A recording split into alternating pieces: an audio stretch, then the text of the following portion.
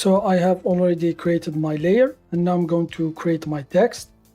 So I'm going to change the foreground color to white. Select the type tool. The font I'm using is Antonio, the style bold, and the size 400, and the color white. Left click and now type your text. Select the move tool, and now I'm going to center my text. And now I'm going to convert my text into a smart object. So right click, convert to smart object. And now go to edit, transform, and then select distort. And now I'm going to transform it from the handle, so when the cursor changes into this one, so you can, for example, change the perspective. So I'm going to select this one, so here it is. Now let's select this one, so here. Now I'm going to select this one.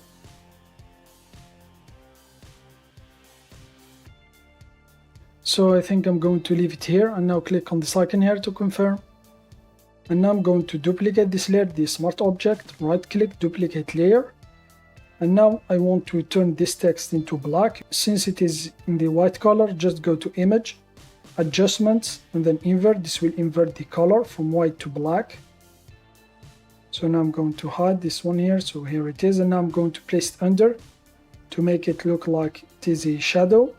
Select the top layer, the white colored layer text, and then go to edit, transform, and then this time select warp. And now I'm just going to warp my layer here, so from the lines here on the handles. So for example, I'm going to move this one here up, so I can move it here like this. This one here I can move it down.